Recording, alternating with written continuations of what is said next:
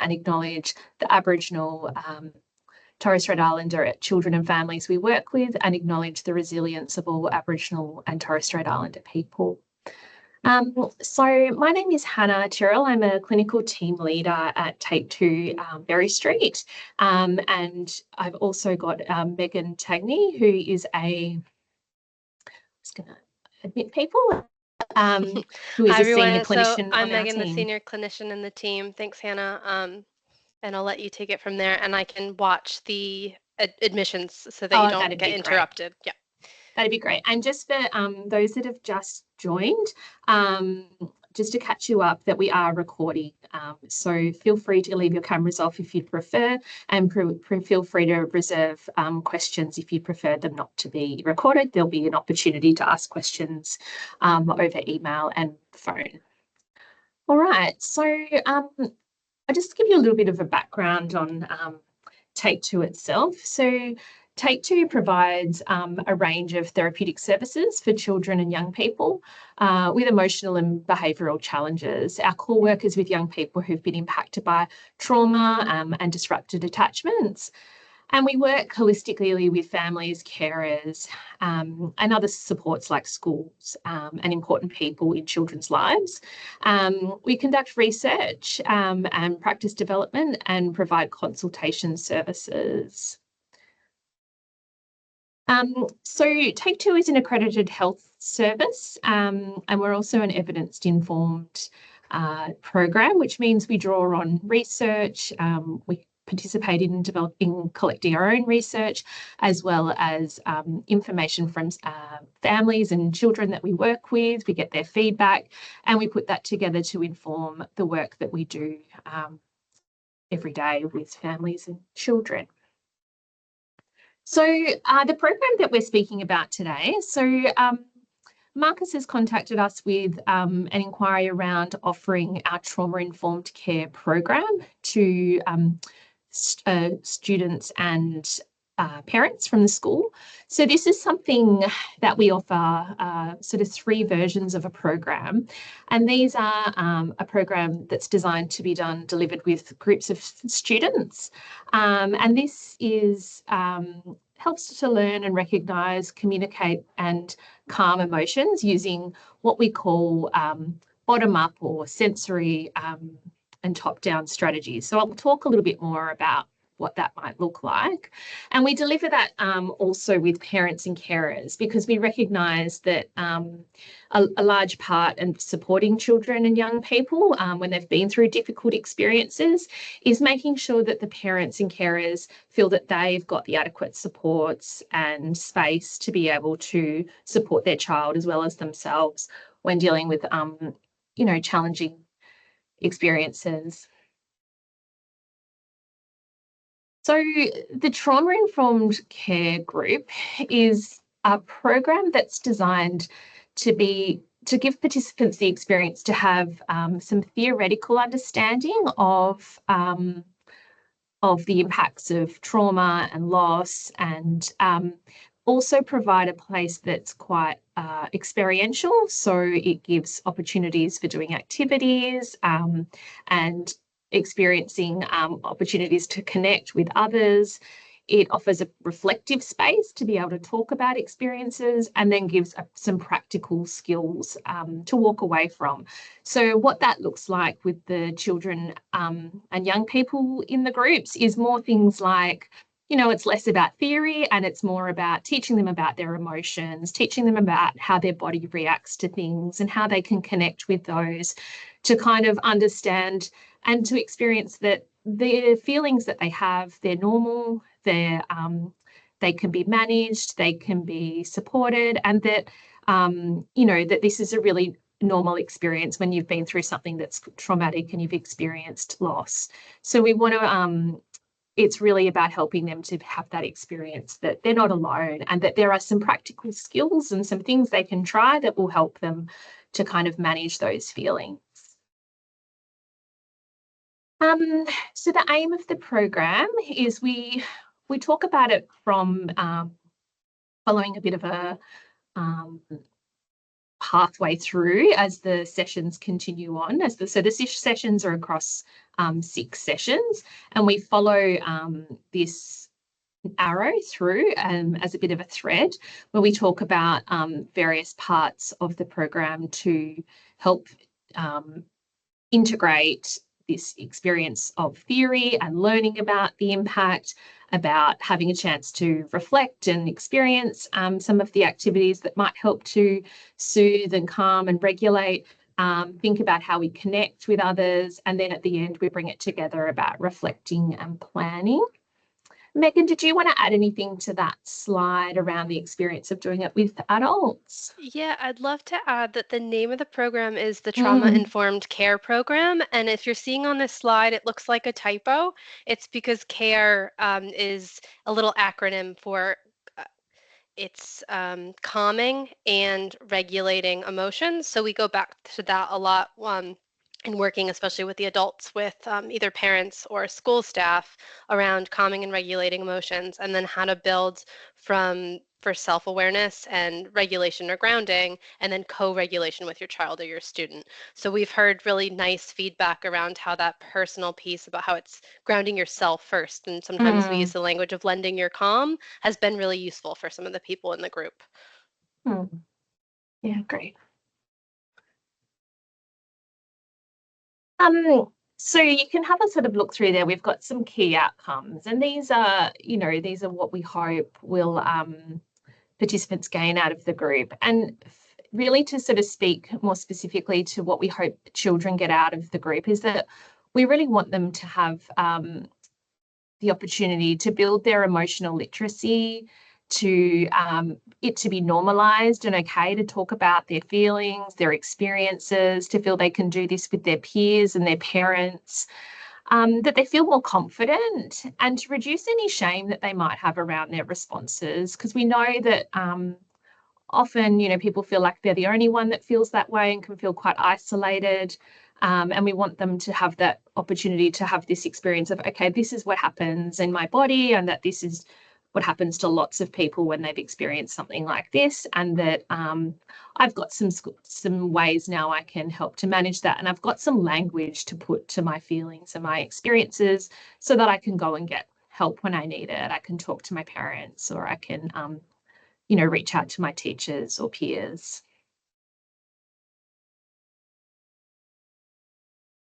So just in terms of how we deliver the program, when we do it across 6 sessions. You can see there that we keep the numbers, we sort of cap the numbers. We don't like them to be too big. We need to be able to manage everybody's experience in the room. The sessions for students are 60 minutes. They occur weekly, and there's 6 of them. So they run consecutively for 6 weeks. Just so you're aware, we would have 2 clinicians from our program who would facilitate the sessions. And then we also will have a representative from the school. So that will be an opportunity to if children need additional support, or they would like the opportunity to have, a break or anything like that, we've got extra people there to support the students and find the person that's most suitable to support them if they need it. And then our parents and carers session, we would have the 2 clinicians. We wouldn't have the additional person from the school. That wouldn't be required. But we know that getting together face to face is quite difficult for busy working families. So we would offer ideally a sort of a hybrid where we could perhaps have session 1 in person and session 6 in person, and the remainder could be online, and we could make some changes to the program for that. We'll also be taking people's feedback. So if purely online is all that people can manage, then we will explore that and look at that. But if we can do a hybrid, we would really like to, because we know that, in this very unique situation, you've all had a shared experience. We know that sometimes being together and working through things together can also be a healing experience. I just also wanted to touch on, I think I was going to say it earlier and I didn't, so apologies, but I also just wanted to touch on sort of what the program is and isn't. So the program is not designed to be what you might think of as a group therapy. We don't expecting people to come and sort of use a lot of self-disclosure or share their personal experiences. It's also not a specific grief and loss program. That's sort of not the purpose of the program. There'll be opportunities where often there are moments and things that people take away that are in turn sort of therapeutic and may lead you on to kind of go and explore those thoughts and feelings that have come up in another setting in your own individual therapy, or just in speaking with, trusted friends and family. But the program is more around sort of providing general kind of information to gather a shared understanding of what's the impact when on ourselves, on our children, and how can we support and manage our own responses, their responses, and provide us with some sort of skills and understanding. So just so people are aware that it isn't, it's not designed to be something that's about kind of therapy. It is more around sort of building understanding and skill development. So just to be mindful of that in case that is what you're looking for or if that's not what you're looking for. Okay. This just gives you a little bit of overview of how we do that. So we divide the sessions into topics. So we spend time understanding the impact of trauma and our emotions, recognizing and communicating emotions. We spend a lot of time in the program with children doing activities. It's even also in the adult program, it's still quite experiential to try and help, identifying emotions and feelings in the body. We talk a lot about grounding and calming emotions for ourselves in session 3.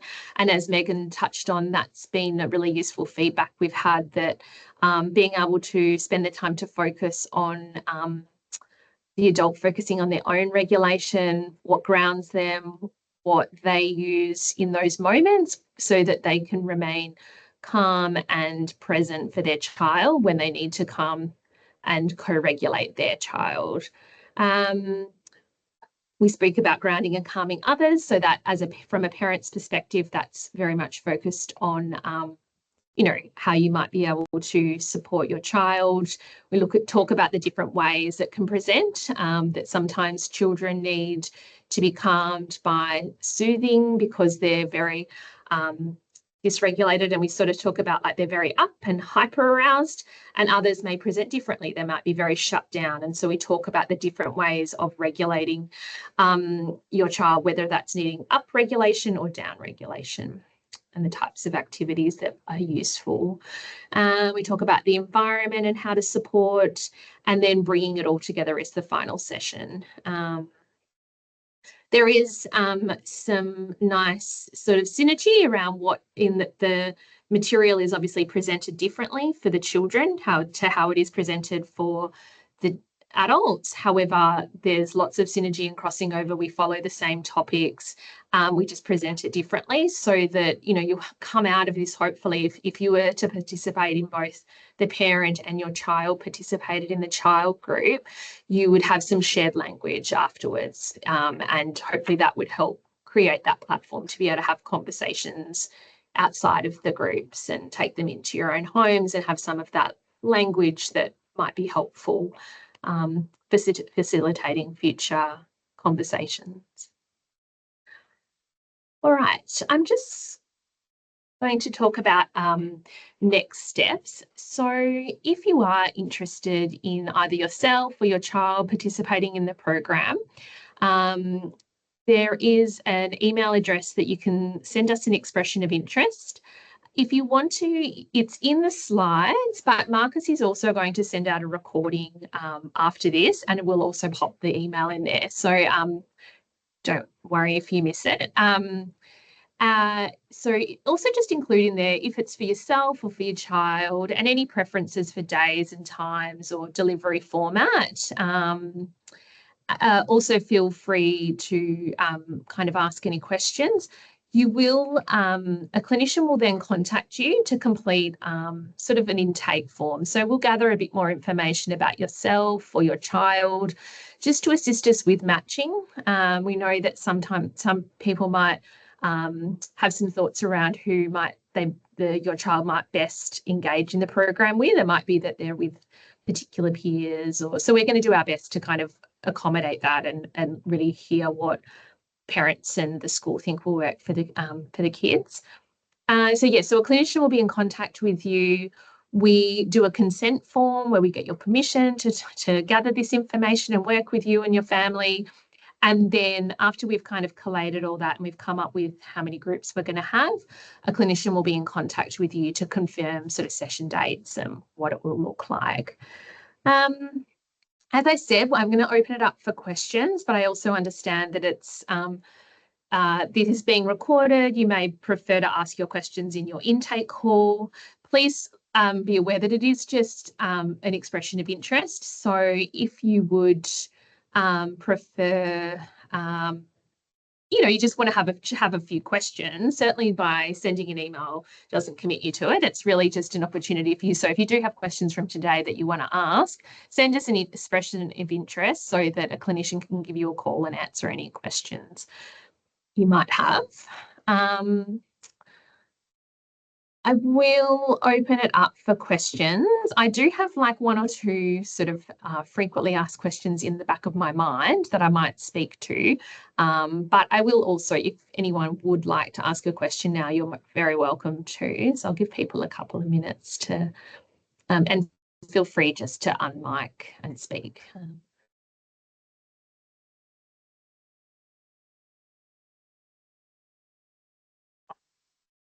Or if anyone feels more comfortable to type into the chat, if you're in a quiet environment, I can read it out for you.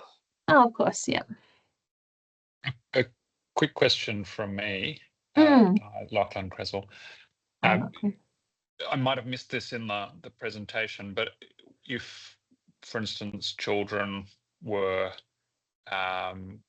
keen to participate in the program, is it a good idea that their parents participate in the parents program, or vice versa? Like, is it essential that you've got both parents and children? Obviously, I'm sure it's helpful, but is it essential? I think is probably the question. Is the question? Yeah, I would say it's not essential. No, I think there's obviously benefits to it, but it's not a requirement at all. If it was one or the other, you might also have adults that parents who want to participate, the kids that don't. That's totally fine as well. Yeah. I have a question too.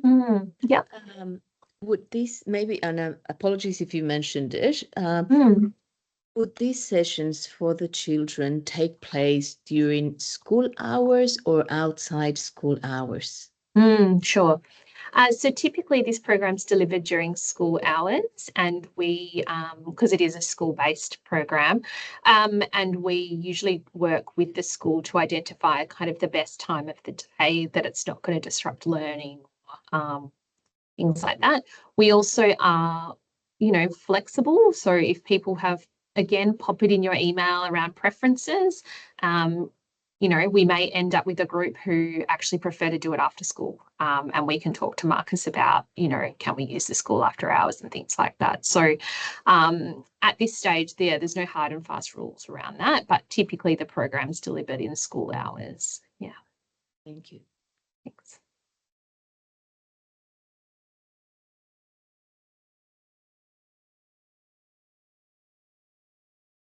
All right, I do just have, I just wanted to sort of, in case people were at all concerned about, their child becoming distressed in the group, or worried about how they might be supported in the group. Obviously, we are clinicians that haven't, we're not building a relationship with them first. We're going in and sort of delivering the program as new faces. So as mentioned, we do have a representative from the school there. if a child was to need some additional support, we would work with, and this would be one of the things we discuss in the intake call. If you thought your child might, we would then identify who was the best person in the school to support them. We find that usually something that can be kind of reassuring to parents is that well, somewhat as reassuring is that, you know, children have these experiences and they kind of live with them all the time. And whether it's kind of like, you know, feelings that feel overwhelming, whether it's the need to kind of block off from things, they're kind of, you know, living it all the time. And we find that actually talking about it is often quite relieving, and you know, the experience of having it in a group and it being normalized and a shared experience actually provides a sense of relief. We don't see that it usually kind of overwhelms and distresses children, but obviously, you know, if something could happen and they might feel a bit overwhelmed, then we would, you know, we would already have a plan about who's the best person to support them and give them a break and think about how we bring them back into the group. And we would obviously communicate with parents afterwards around how they went in the group and if that had come up. Yeah, so that was just a question I thought some people might have. And the other one was just around I think we've already mentioned it. Yeah, we would work around the school's timetabling in case people were concerned about, you know, their child missing important classes or particular lessons that were really important to them, an important part of their day. Yeah, so I'll just ask again if there's any final questions, and then I might just pop up this next step slide again so people can have a look, and we can leave it there. So was there any last burning questions that people might like to ask now? One quick question. The 6 sessions take place during what period of time? Oh, weekly. Weekly. So it's weekly sessions, yeah.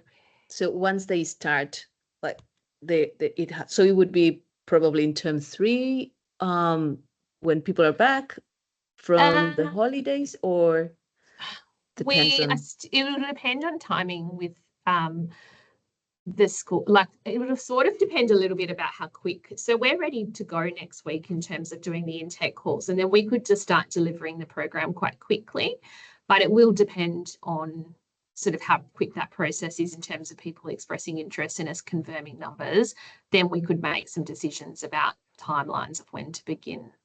I think initially, when we initially spoke to Marcus, we talked about trying to do it this term, but, you know, that may not be possible. It potentially could go into term 3, but we'll see.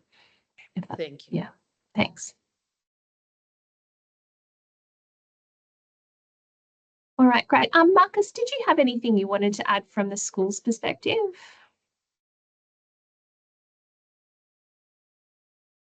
I think he's there. He also Marcus may have needed to step out, so yeah. I'm sure everyone has Marcus's contact details. Yeah. I'd like to say a big thank you to everyone who made time to come today, yes. And also those who will watch the recording later.